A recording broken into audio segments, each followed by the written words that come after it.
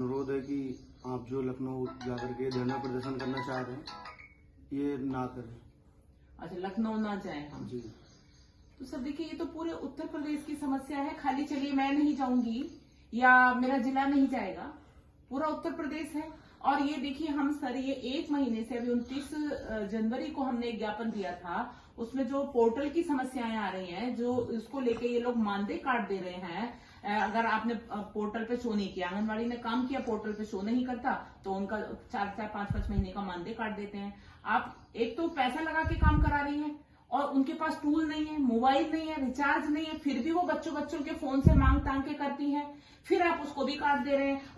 उसके लिए हम बराबर ज्ञापन देते रहे हैं। बताइए भाई, हमारे एलआईयू भाई बैठे, हमने कितनी बार इनको ज्ञापन दिए हैं, कितनी बार हमने पूछा है कि हमारी ये समस्याएं हैं, इन समस्याओं का समाधान अगर 1 महीने में नहीं हुआ तो हम लखनऊ जाएंगे, फिर लखनऊ सरकार से गुहार लगाएंगे। तो अब बताइए कि जब आप हमारी सुध नहीं ले रहे हैं, सुन नहीं रहे हैं, तो फिर क्या करेंगे आंगनबाड़ियां?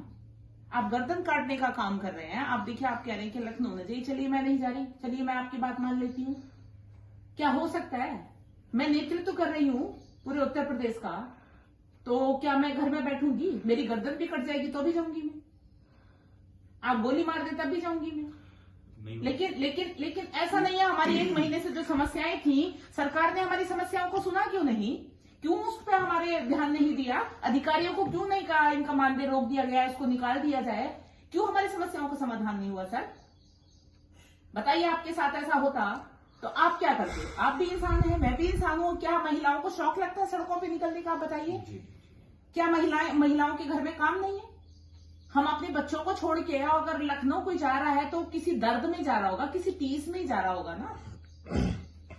कैसे रोकेंगे कि अब इको गार्डन जाएंगे, कि इको गार्डन नहीं खुलेगा, फिर ये कहेंगे फिर वहां नहीं खुलेगा। खुले ना खुले, जाएंगी सड़कों पे, निकलेंगी, रहेंगी लखनऊ में जब तक समस्या का समाधान नहीं होगा। चलिए मैं नहीं जाऊंगी, किस किस को रोकेंगे हम?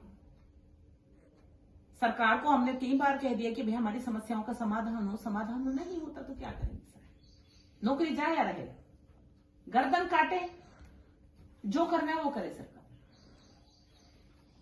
तो आपसे रिक्वेस्ट ही कर सकते हैं और कुछ नहीं सर, ये इसमें कोई रिक्वेस्ट नहीं सर, कोई रिक्वेस्ट नहीं चल सकती। क्या करेंगे हम?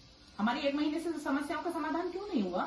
क्यों अधिकारियों को नहीं कहा गया आपने मानदेय काटा तो निकाल दीजिए इनका मानदेय? आप क्यों पोर्टल पे आप एफआईआर दर्ज करने की दुहाई दे रहे हैं? हमारी आंगनबाड़ी बहनें, एसआईआर में कितनी आंगनबाड़ी बहनों को ब्रेन हेमरेज हो गया, अटैक आ गया, किसी ने सुध ली उनकी?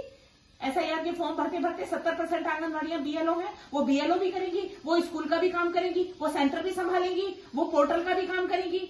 आप एक समय में कितने काम लेंगे?